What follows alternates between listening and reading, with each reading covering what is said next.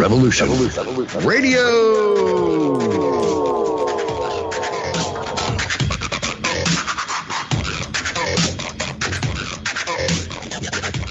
The opinions expressed on this radio station, its programs, and its website by the hosts, guests, and call-in listeners or chatters are solely the opinions of the original source who expressed them. They do not necessarily represent the opinions of Revolution Radio and freedomslips.com, its staff, or affiliates. You're listening to Revolution Radio, freedomslips.com, 100% listener-supported radio, and now we return you to your host.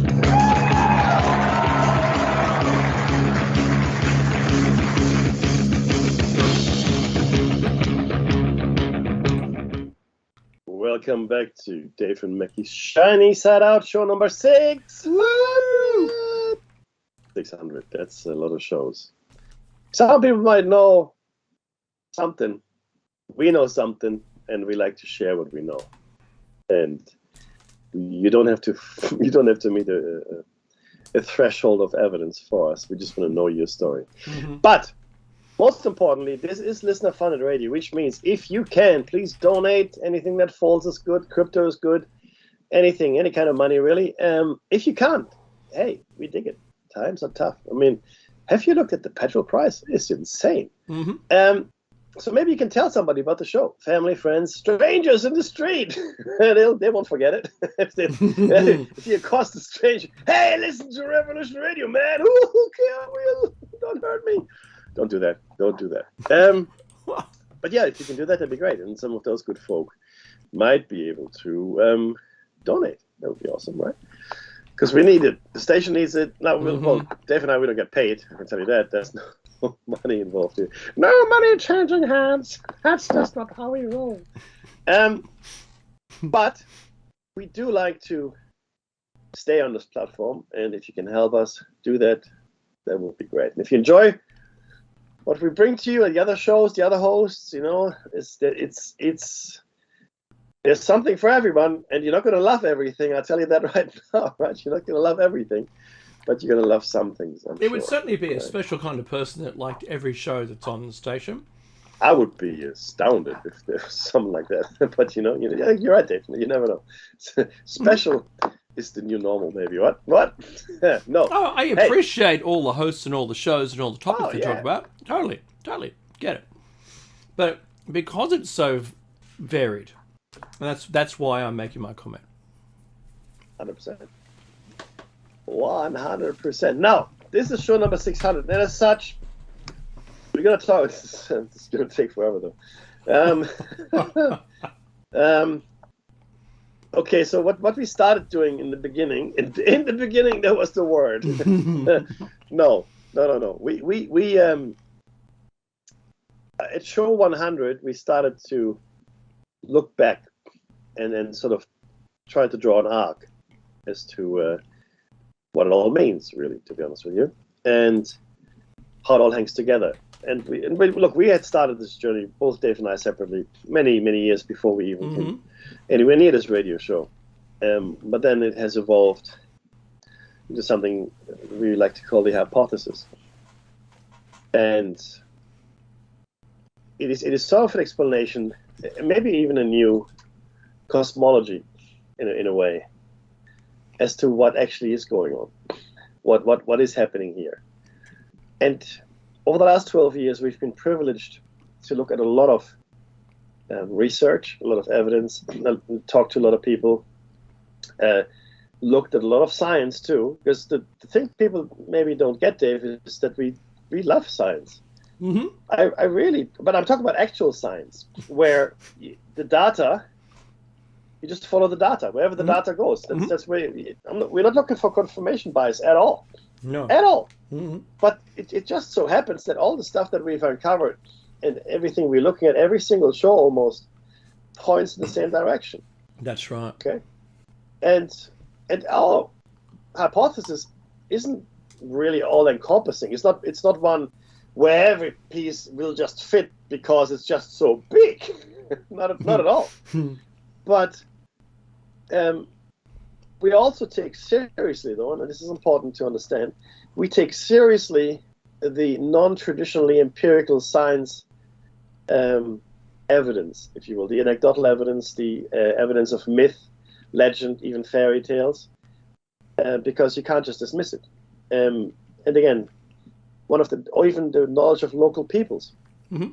The biggest thing is in our current society, unless you're an expert, a Western trained, ideally expert in something, that is publishing, peer reviewed, etc., your opinion doesn't matter. That's what the consensus seems to be, right, among the scientific community. And whenever somebody comes up with an idea that is not trained in that field, those people get dismissed. Schliemann is my favorite, not because he was German, because he was an amateur, and he found Troy because he followed the writings of Homer. Mm-hmm. He found Troy. And then there's Graham Hancock, who came up with a very interesting hypothesis. And if you haven't had the chance to look him up, read him or whatever, or watch the excellent documentary called Ancient Apocalypse, I really recommend it, right? Do watch it.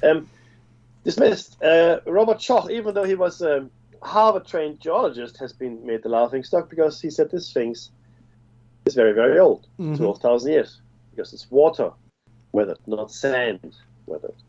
And on it goes, right? And there's this site in Indonesia, which is clearly artificially constructed. It's massive.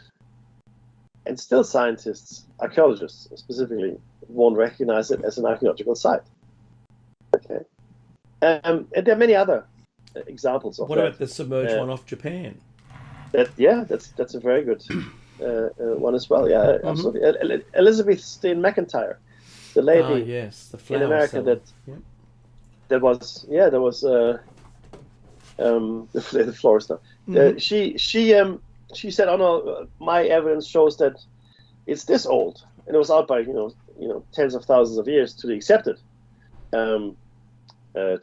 view. And since then, since she was shunned and pretty much her career was ruined, her findings were independently verified twice. Twice, independently. But you don't hear that, do you? Well, no. You don't. No, because it doesn't match the narrative, Mackie. It doesn't. That's exactly right. That narrative thing that gets in the way. Yeah. Of good science. Yeah. And it was verified twice afterwards. Point is that we need a different approach to some phenomena that we're studying. I do love watching the Skinwalker Ranch and what they do there, because for the first time we actually get to see what's happening. Yep. When Ed Bigelow owned it, we had no idea. Now we do. And the interesting thing is this, that the phenomenon, let's call it, can't be studied the way you would study other things, because it seems to react. So Dave earlier mentioned the double-slit experiment, and the observation of the experiment changes the outcome. Now, what that actually means is that if you put a sensor device at the slits, right, that measures which slit the particle goes through, it will only ever act as the particle. If you remove the measuring device, the sensor, right, whatever it is, it will act as a wave. Okay, makes no sense. Why? I mean, how does the particle know there's a measuring device? Who cares, right? In a purely deterministic, mechanical, physically, like clockwork kind of universe, that it makes no sense at all. But clearly, there's something going on, and I wonder if something similar is at play here as well at the Skinwalker Ranch and other phenomena. See, we are very good, Dave. We are very good at dissecting things, at weighing things, at measuring things, even at splitting apart the atom. We've done that. We've done it. Yeah, easy. Easy, he says. Yeah, I do it in my basement every other Thursday. But that's purely physical, the mechanical, the raw side of it, if you will, right? But we've become really good at it, and we can take things apart and we analyze them. We know the chemical composition, etc., etc. We know about forces, hurrah. But other things that can't be measured or verified with a scientific method, where an experiment might not run the same way, or your equipment might fail for no good reason at all. All your equipment fails, and you can't do the experiment this time, but next time you might. See, when you have an intelligent agency out there interfering with you, as it were, experimenting, then you have to find a different methodology. You have to approach it a different way. And what they're doing at the Skinwalker Ranch, which is what I really love, is they're trying to provoke a response. They just do stuff, and then they see what happens. And sometimes nothing happens. But then they do the same thing again, and a lot happens, right? And there's no rhyme or reason to it. So that's why I say, and keep saying that in order to investigate and properly explain, hopefully one day, the phenomena that we like to call paranormal and supernatural, right? Which I don't like those terms. Then we need to make maybe a different approach to the one we've taken, because the approach of classical empirical science is not going to get us anywhere. It just won't. And I also, what I'm terrified of? This is what I'm terrified of. Let's talk about Bigfoot just for a second. I don't want Bigfoot to be shot and then paraded in front of science. I don't want that. I'd like confirmation of the Sasquatch existence. Sure, cool. But even there, the more I think about it, do I really want that? Do I really want that? I want to know, yes, but do I want everybody to know? I don't know. Maybe not, because I don't want this to become just another trophy hunting game, or or whatever. Because people are people. You can stand on your head. People don't change. So I wonder if some mysteries and some knowledge is just better off not known by us, right? At least the way we are right now, a little immature and childish, as it were. Do you know what's funny, Becky, when you say that? You've got to remember back 100 years. Yeah. That there were a lot more just in the realm of acceptance. Yes. Of it, because look, just from a Sasquatch or a Bigfoot or hairy man, depending on the country you're in. Yeah. Just from that perspective alone, the stories that were in the Australian newspapers in Tasmania, for instance, described very readily, before it was lore, Lore, before it was lore, they were describing what we would today call a Sasquatch or a Bigfoot that would come down from the mountain, steal food, and disappear again, back up into the mountain, into the wilderness. And they had a posse of people who'd witnessed this, who went looking for it and couldn't find it. And that was the article. The extraordinary that we've stopped doing that. In ancient peoples, they would talk about, remember the crying woman, Mekki, in North America? Yes, absolutely. There was, it was just accepted that it was a thing that you probably shouldn't mess with. And I think that we've used science to validate everything as being real through, is it not vivisection, but dissection, through capturing, killing, and proof. The proof that did we really need the proof to that extent? Is a good question that Mickey's raising here. I'm not sure that we do. It's the same as UFOs, Mickey. What are we going to do? We're going to capture one in a net next time? Well, that's what I don't want, right? And put it in a block of cement or something, right? Yeah.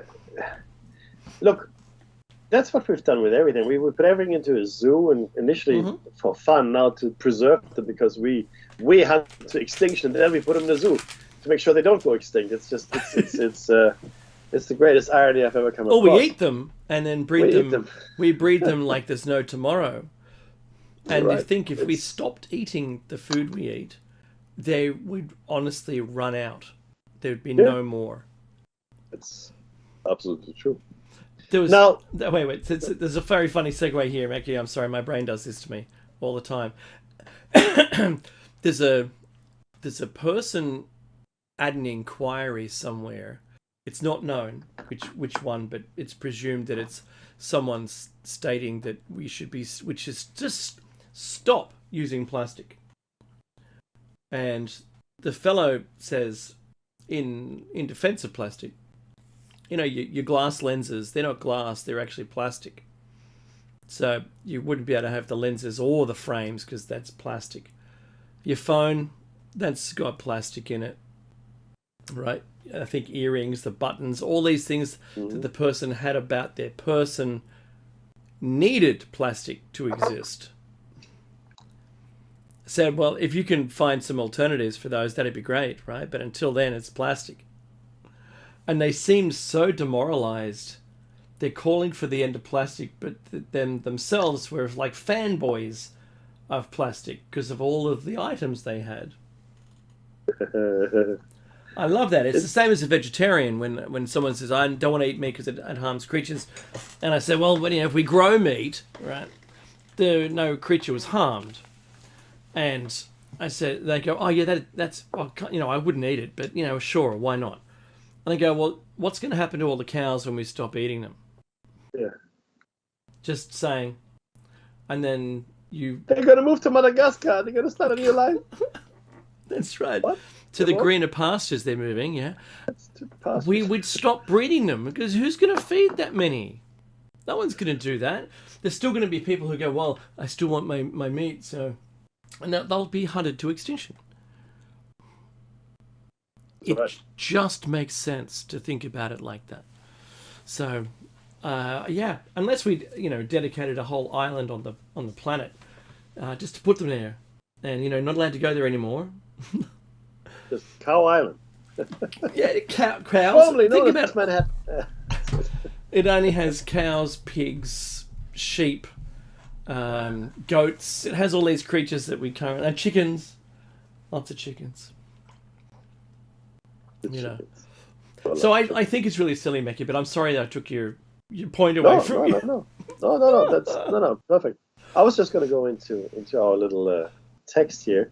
Oh, it's just a little. But that's a good point. And look, hopefully, what this show has been able to do is to reframe some of your thoughts. Mm-hmm. Reframe, and I'm not meaning Dave, I mean the listeners now. But maybe give you a different frame of reference, maybe give you a different way of looking at things, maybe give you the ability to integrate some information you didn't have before, mm-hmm. and that information may have allowed you to make more sense of your world, to understand it a little bit deeper, a little bit better, because for me, the ultimate goal is understanding. Right? And while perfect understanding is probably impossible, the more we understand, the more we know, the better off we are. But it has to be true understanding. It can't be biased, and it can't be following an agenda. Look, if tomorrow some incontrovertible evidence came along and said, there is no such thing as my hated terms, the paranormal and supernatural, and I go, okay, right, got it, dig it, understood. I can accept that. I can live with that. In my life, I had to change my base assumptions a number of times. Yeah, likewise. Yeah, and it's not an easy thing to do, right? I'm not saying it was easy, Dave. Right? It's hard, but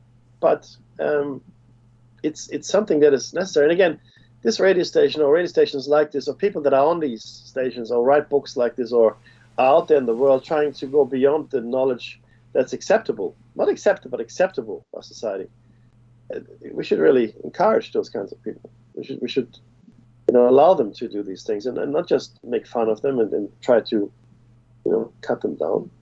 But look, over the last almost 599 shows, Dave and I have addressed a lot of subjects, and they were all very, or at least seemingly, very different from each other, very divergent, right?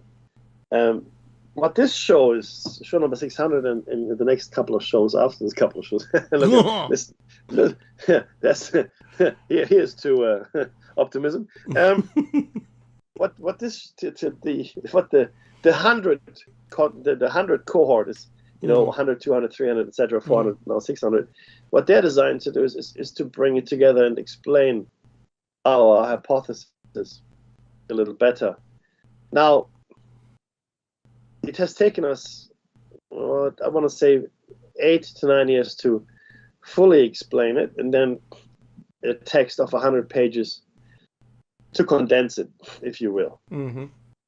And we arbitrarily start at a point and then go from there. We could start at any given point, but we've chosen to start our hypothesis with 11 bullets, and then with the big questions as to why we die.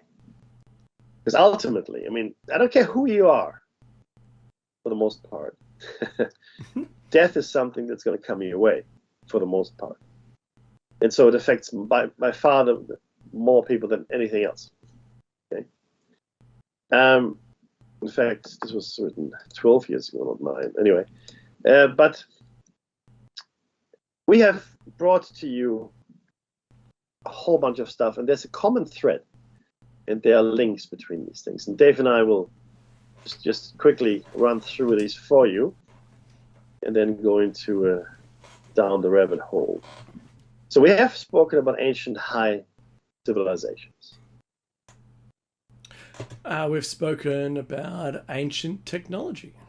That's right. Dave mentioned earlier ORME, which are orbitally rearranged monatomic elements, which is really referring to elements of the platinum group, like gold and platinum, etc., mm-hmm. and their relation to extreme longevity. And that came up next after that, which was immortality and extreme longevity. Oh, it was after. That's right. And UFOs. We've spoken about UFOs, UAPs now, as they're called. Disclosure has happened, everybody. You missed it. Sorry. Yeah. The other one, which I love this one, Mickey. This was the one that you put together, and you put so much effort into this one, and I really appreciate it. And that was dating, not what you think. This was about how can we date something we find in the ground or thereabouts. And in geology, maybe relative or absolute dating, right? So relative dating is by observing the fossils and the things that are like found at the same layer. And then absolute dating from the early 1900s was a huge advance. But methods are all based on radioactive decay. That's right. We also talked a lot about Yeti, Alma, Bigfoot, Sasquatch. Many names for what we think is the same creature or the same family of creatures. Mm-hmm. Then that led us to cryptozoology. So the big cats and dogs and all of the other unknowns. So yes. We have the Thylacine also, Mackie, and we interviewed a really cool guy that was going down there to investigate. Tony Healy. Not to investigate Tony Healy. Tony Healy was the fellow doing the investigation. That Tony Healy, he needs investigation. No, he was looking for the Thylacine, and then he was no longer allowed to talk about his trip. He was given a gag order on it. So yeah, how about them apples? Yeah. Freedom of information, hurrah! And then, but that creature, of course, is Tasmanian tiger. Mm-hmm. Is, what we're talking about. And then we spent quite a bit of time also on dimensional shift phenomena, right? Because they seem to be so prevalent, and we discussed the Voynich manuscript, the Abydos Temple, the men from Tauret, and actually there are a lot of other examples, the Green Children, there's many, many other things that come to mind. Yeah, I really loved that. That was so meaty. Vegetarians, sorry about that expression, but it really was. It had a lot more than we thought was going on. many accounts from around the world and in many decades, and not all within the current decade and the thought that this was even possible. So yeah, just extraordinary. Meckie's favourite, the moon mysteries.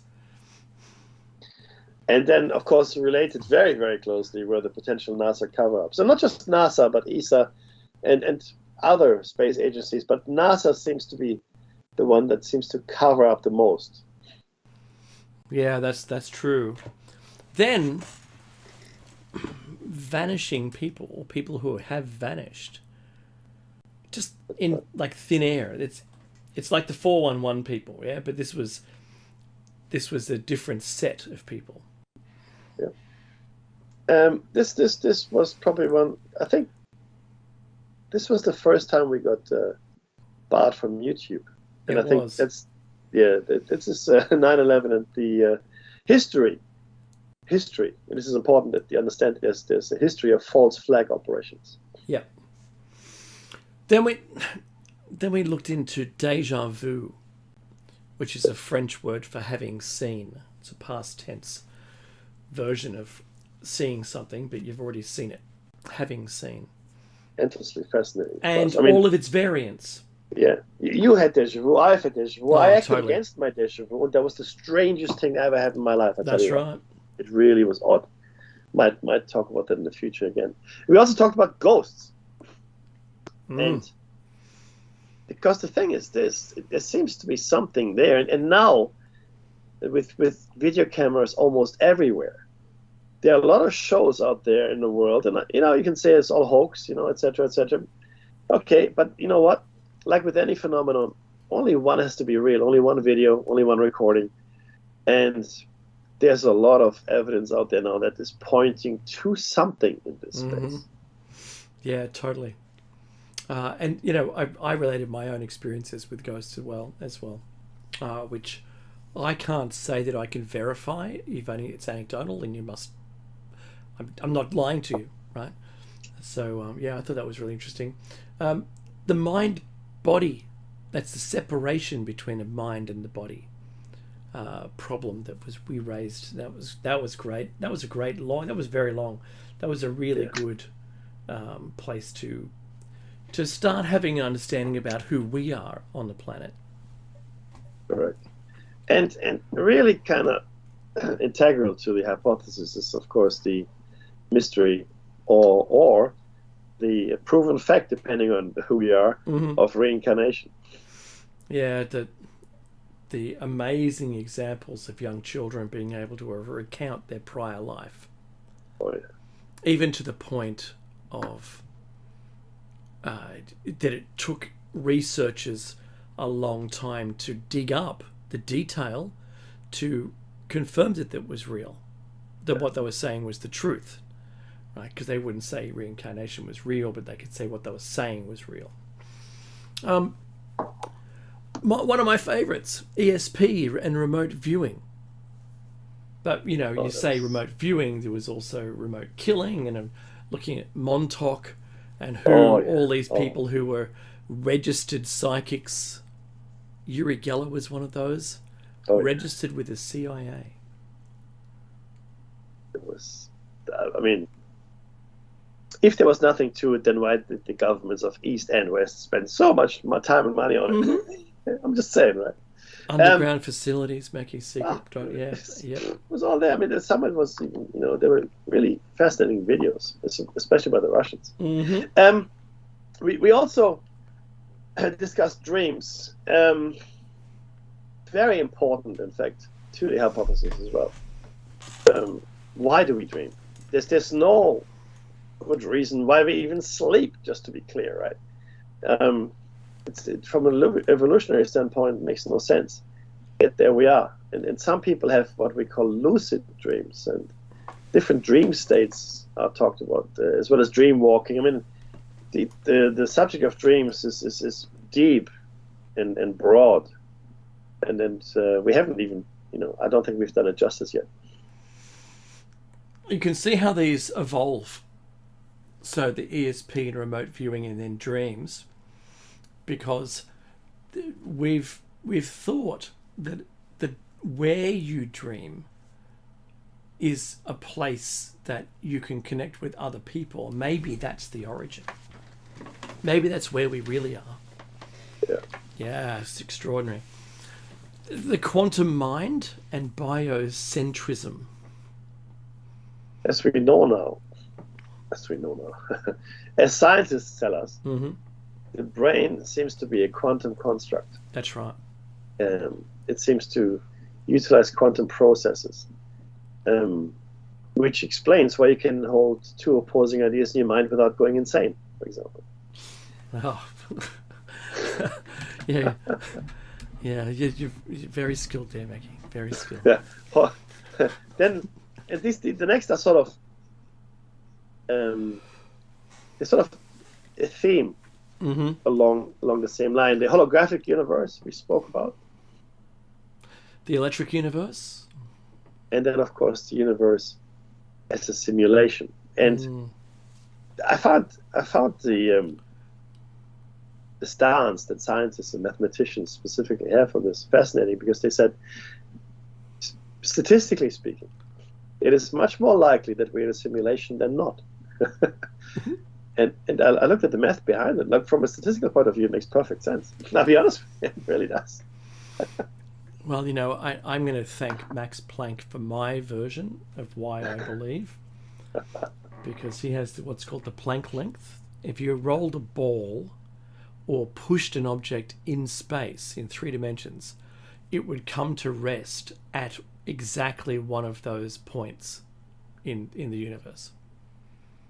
And not between two, not half and half, not 80-20, but on one of them. So that to me is a quantized universe, and if you're into writing music, quantization is fixing all the problems that you created when you played it to a specific time meter. So that's what it does, and if that's the way that I know it works in the music, and Max is saying how it works in the universe, it's all virtual. Sorry, fellas. Sorry, everyone. That's just the way. You're gonna have to just suck it up. and now the question isn't whether we're in a simulation or it is a simulation. It's how many simulations deep are we? Yeah, that's the current question. That's a good point. What about dimensional travelers? I love this one.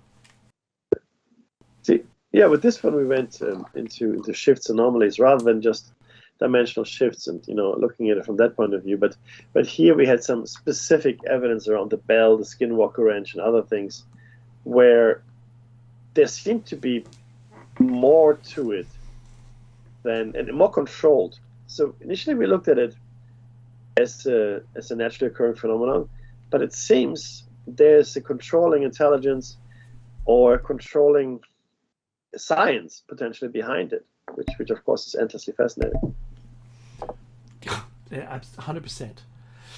Now, you can't do dimensional travelers or time dimensional shifts and anomalies without talking about the Mandela effect. Oh yeah, and as you know, Dave. Yes, because I'm in the part of the world in my bubble of the Mandela effect where he was killed. He died. He wasn't killed. He died in prison, and then, like almost a decade later or something like that, he was then released from prison. And I went, geez, it would just be bones by that point, wouldn't it? Right? The rattly old bones were put in the box, and no, but he's alive and well. How is that even a thing? How he died? I remember the news story. I remember, my mother and I sitting around the breakfast table, hearing it going, "Wow, that's a shame. What a shame." Yeah. And see, with the Mandela effect, people always go, "Oh no, it's always been like this." You fools. That's the point, really, because in your reality, it has always been like that. That's right. Mandela was in prison, he was released and became president, etc. Right? Whereas where Dave slipped from, let's say, that'll do. It didn't. It wasn't. And okay, this is important because we just talked about dimensional Mandela and all that. So here's what I'm postulating very quickly. I think we do this all the time, and I think there is a multiverse, which indicates there is no number that we can count to capture all the universes within it, and each of those multiverses are next to each other in a 5-dimensional kind of lattice, if you will, like bubbles in a way. But and a lot of them are very, very similar to each other. I think it's a very gradual difference. Like in our neighboring universe, for example, and you have to think of neighboring in all dimensional vectors, not just left and right, but all dimensional vectors. Yeah, they could be where we are right now and just overlapped in outer phase. We don't know. Bingo. 100%, my friend. We can't think of it in our limited geometric understanding. And the only difference from our universe to the other one is that there is a worm which is 1 centimeter shorter than the worm in this universe, for example. All right, that's the kind of differences we can talk about. And we spoke about the possible causes of the Mandela effect. Yeah, in the next show. Yes, 100%. Time travel, right? So if you had time travel and you could change something, then does it spawn off another universe of a path? Does it sever it like a CME from the sun? You know, it was part of the sun. It loops out, touches itself, and then becomes its own entity. Is that what happens with time travel? You change something and suddenly, you know, you can never go back to your time again, but that one continues going. What do we want, Dave? Time travel. When do we want it? It's irrelevant. Yeah, that's exactly right. I love that. I say this to people and they just look at me. That's one of my favorite things to say. That was, Mackie, that was from the Great Time Travel Protest March. Yes. We don't care. Where do you want it? We don't care. We also talked about a lot, in fact, the secret societies. Yeah, and I'm not doing that again. And it's actually really important because a lot of the knowledge, and this is why it's important, there are two, in my mind, well, there are many different kinds of secret societies, but there are two main kinds that I'm interested in. One is the kind that is preserving knowledge from way back when. Okay? Like, way back when. That's the one kind. For the appropriate moment to unleash it upon the world in a positive way. And then there are the secret societies which are completely self-serving and only have the goal of control, really. In not mentioning any names. Not saying anything. Not saying anything. Not saying anything. I don't want that to happen again, Mackie. I don't want it to happen again. No, I'm with you. Yeah. Okay, so magic was the next topic that we discovered. Not stage magic. No. This is the kind of... Okay, so electricity. Do you see it? Not ordinarily. Magnetism. Do you see it? Not ordinarily. Gravity as a force. Do you see it? Never. You only ever see the effect. So, in my mind, magic is just another force of nature which was understood really well once in the past, isn't really understood anymore, and it sort of ties in with the Lee lines that we spoke about, and also, in my opinion, has its connections to acupuncture and chi, or life energy in general. So magic as a real thing, not a stage trick, but as an actual force that could be channeled into something useful or dangerous, because magic, like electricity, is just a force of nature, which is then, channeled by the user, because you can use electricity to light a room or electrocute someone. This is the choice is yours. It's the same thing. Oh, there's a used choice. Very differently. What? When I flick my light switch, can I will someone to die? Well, only if I've practiced remote killing, Mickey. Let's put it that way. And just remember, by definition of the word magic, you have to consider that if you're seeing something that you've not been a part of the evolution of something, it can be so fantastic to you that it appears as magic. Yes, correct. So, death and resurrection. That was something else, and I know that Jesus was in there at one point in one of the. Oh, the no, stories. absolutely, yeah, absolutely. And rather than spoiler alert, absolutely. Rather than reincarnation, too this is actually soon. Dying and then returning from the dead, if that were a thing. So we looked at that in some detail and trying to figure out what happened in the missing years of Jesus as well there.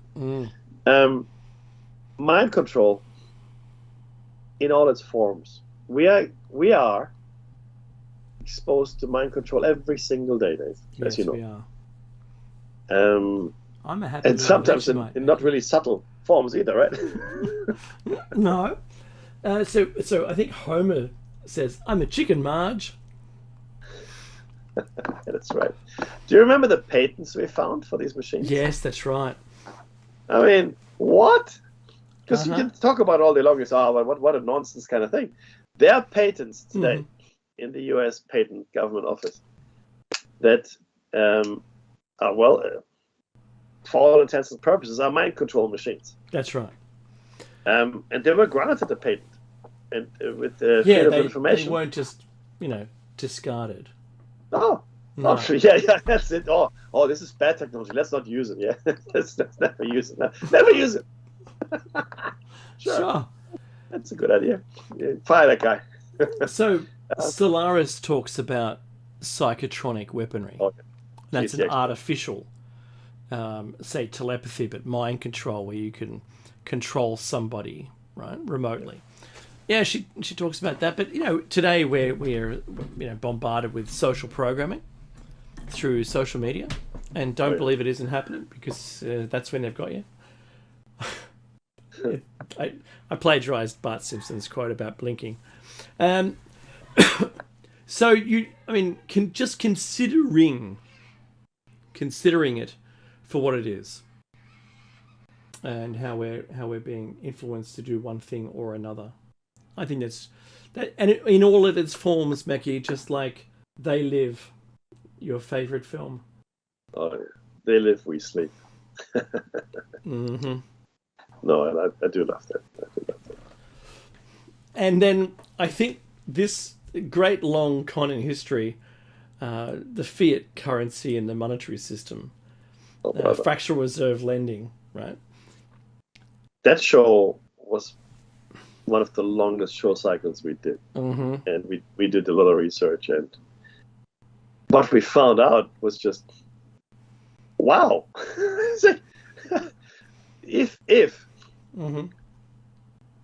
everybody knew just what it actually was, there would be an uproar in the world. No doubt in my mind whatsoever.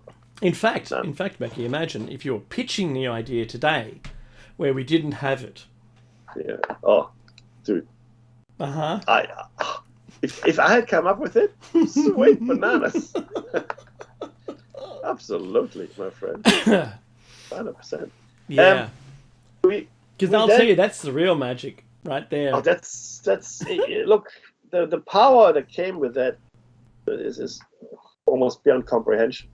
Another thing that's very important for us, and a lot of time, in fact, the longest show notes we ever produced was around comparative mythology and specifically the flood myths, which I'm glad to see many other researchers are talking about as of late as well.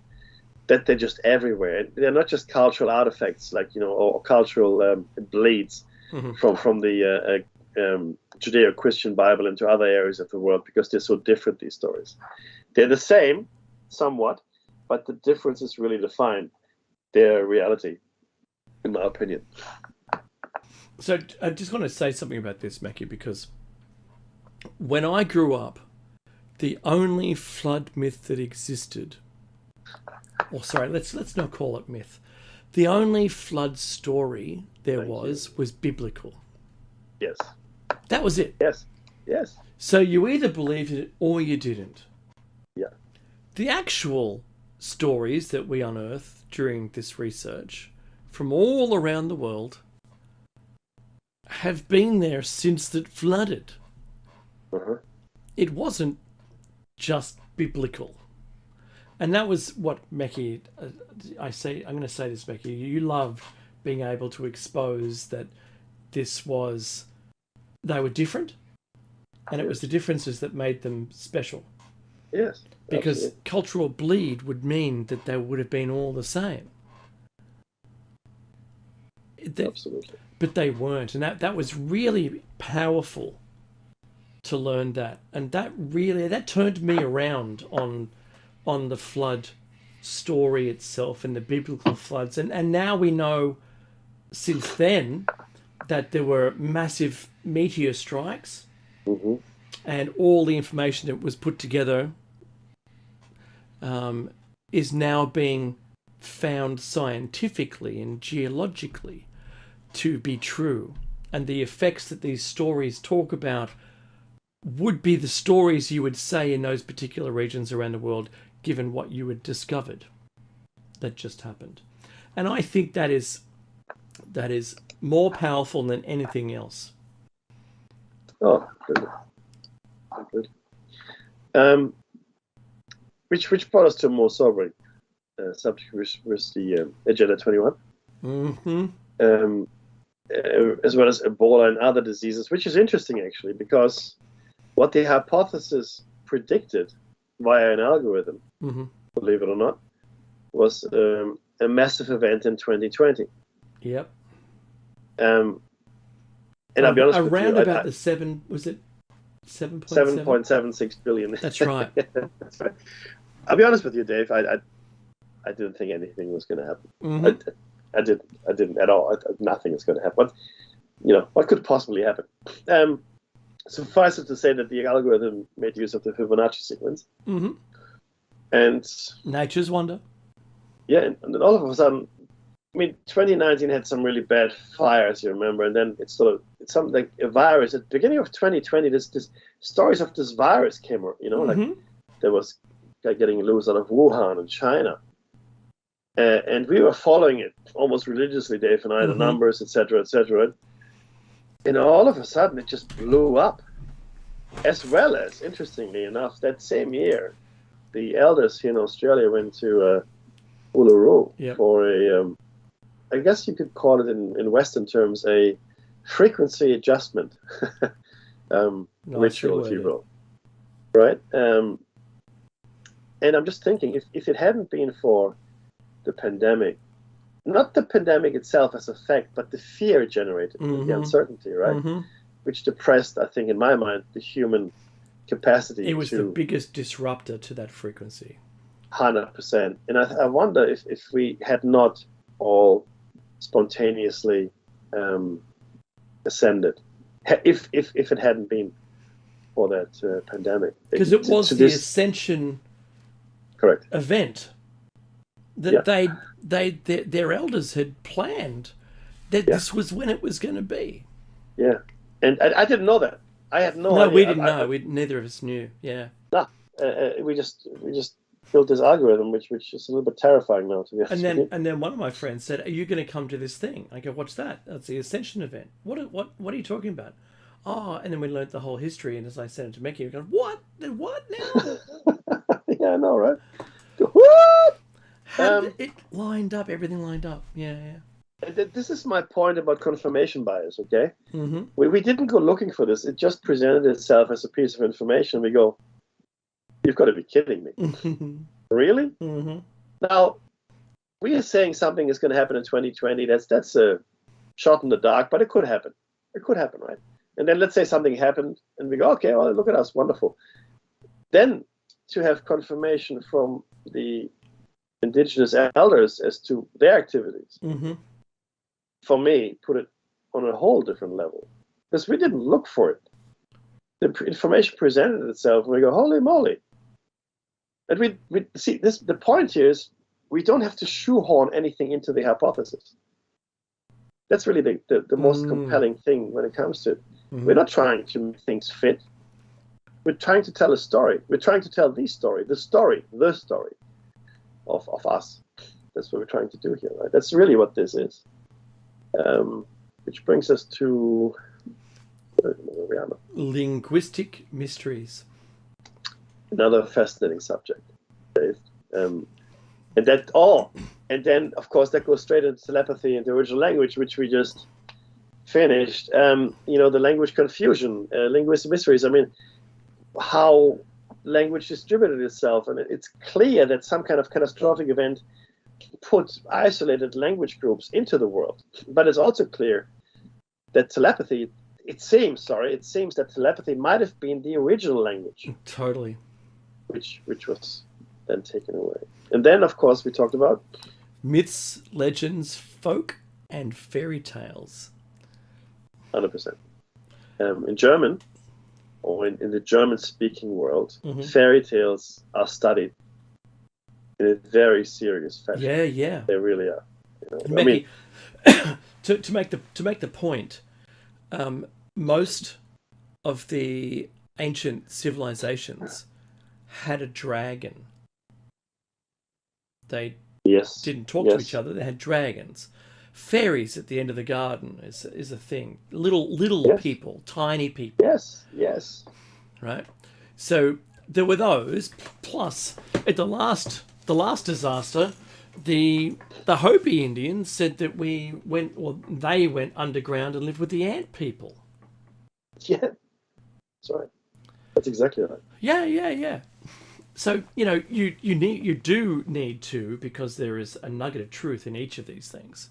But we've only got 3 minutes left, so let's just take them through to the end naturally. Yeah. I'll do the subjects. You do the guests. So we also talked about giants. We talked about the Igigi, megalithic cultures, utopia, the unseen world. The unseen because it moves so fast or so slow, or maybe it's out of phase shift. We talk about prophecies. We talked about language confusion, and of course, water, which represents, in my mind, all the things that we think we know but don't really. And then, Dave, what about our guests? Yeah, so over all of this time, we've had on the show, we're still trying to find the Jim Mars one. Is that right? Yes, Jim Mars, yep. That's one of those lost interviews, lost to time. And if you're a fan of the station, maybe you bought one of those CDs with your favourite shows, and if your favourite shows included Shiny Side Out, they were in those bundles. So please let us know if you find one. So Jim Mars, Jose Escamilla, he was our first guest, believe it or not. I know, right? We were lucky to have him twice on the show from memory. Lauren Eisenhower, or Lauren Solaris has been on. Lloyd Pye, we didn't even think we'd get Lloyd himself. I know. Right? But, yeah, Kerry Cassidy, Ole Domagard, Dane Wigington, Stan Deo, he was a really good get. Bill Bryson, my wife goes, the author? I said, no, the guy that studied the moon. Stanton Friedman, he's up there on my list of great gets. We also had Mike Barra, you probably know him. Giorgio Tsoukalos from memory, Meki. That's right. Andy Thomas, Susan Chancellor, another abductee like me, or visitee, whatever you want.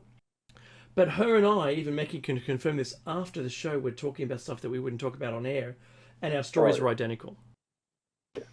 I know I already mentioned Tony Healy. We had James Bartley, Christopher O'Brien, Clifford Stone. Meki, we had on twice, back to back. Yes. Gerald Salente, I love his work. Yes. Damien John Knott, Brian Forrester, Barry Taylor, George Simpson, Nathan Haig, Robert Todd. Just some great guests, and without them, we wouldn't have learnt what we know. No, completely. Not everything. It was nice to understand that they were appreciative of the work that was done by others as well. Yes. Most of these people, if not all, are very generous in spirit and in time. And you said time. Guess what? It is time. It's time for the end of the show. Thanks for hanging on. We are going to be back Tuesday and Thursday morning, 7 a.m. Eastern time for breakfast with David Mackey. Now it's called Plato's Cave, and we'll see you next week for part 2 of The Hypothesis in celebration of our 600th show. Coming up next is Jer Bear with a great show. Take care, everyone. And as Becky says, be safe.